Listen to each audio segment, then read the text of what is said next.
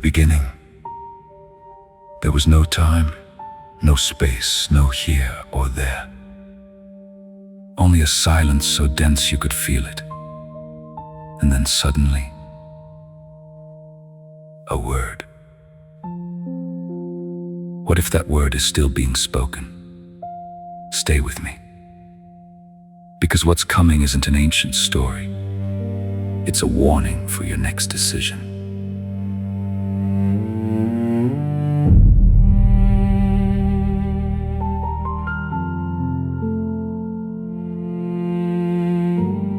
In the beginning, God created the heavens and the earth. 12 words, 45 letters in ancient Hebrew.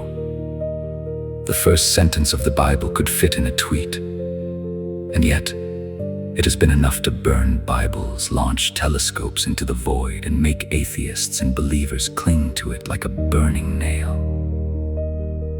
But today we're not going to repeat it like a mantra. Today I'm going to break it.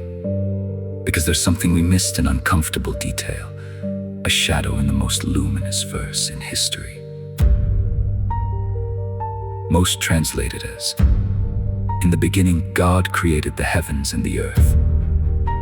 But in Hebrew, the word bereshit isn't just beginning. It's in the beginning of everything that hasn't finished starting yet. And the word for created, bara, is only used by God, never by a human. Because bara means creating from absolute nothing, not molding clay, not reordering chaos, but giving birth to a universe where before there was not even emptiness. Because emptiness is still something. Then the strange thing happens. In the same verse, the earth appears formless and empty. But if God created the heavens and the earth perfect, why was the earth already disordered before the sixth day? Ancient rabbis had an answer they won't teach you in catechism. They say God created and destroyed worlds before this one. Entire universes that didn't work, like a potter squeezing the clay too hard and breaking it. And you, right now, in which failed attempt of the universe are you living? Imagine for a second that your life is that first line of Genesis. You come into the world, and someone has already written about you. Here begins a story. But no one told you that the beginning is a canyon without a railing, that you will be formless, and you will be empty, until something, whether God, luck, or habit, decides to breathe order into you. I know someone who read this verse during the worst year of their life. A divorce, a broken business, and one night in a hospital bathroom. They told me I was the earth formless empty. And then the first word I heard was, "I'm not done with you yet." That word, which isn't in the text, but pulses between the letters, is called faithfulness. And here comes what you didn't expect.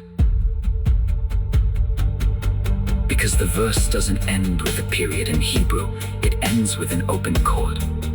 As if God hadn't said, "I created, but I am creating." Present imperfect, a verb that started 13.8 billion years ago and is still being conjugated in your kitchen while you make coffee in your 3 a.m. silence, in that call you're afraid to make. If that's true, if creation is not an event but a direction, then your life is not an accident. It's a note in the middle of the longest symphony ever written. And the question isn't, why did God create the world? The question is, what is God creating right now? Right now, when no one is watching. That's why this episode has something few podcasts dare to do. I'm not gonna ask you to believe anything. I'm gonna ask you that in the next 3 minutes, while you drink water or walk to work, look around you and speak in your mind the smallest word from Genesis. Enough. Enough of living as if you too are formless and empty. Because someone already spoke the first word over you. And that word was light.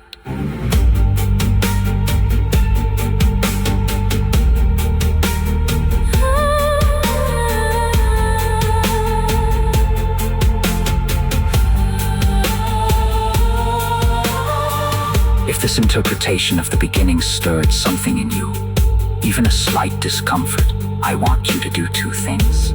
First, look up Genesis 1 in your language in Hebrew, and in Greek read them aloud. Notice how your breathing changes.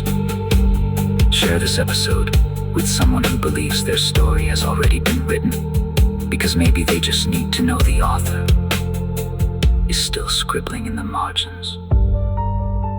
In the next episode, the darkness that preceded the light, and why we're not afraid of the night, but of what whispers to us in it.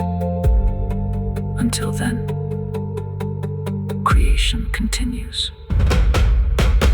and you are in the middle of it.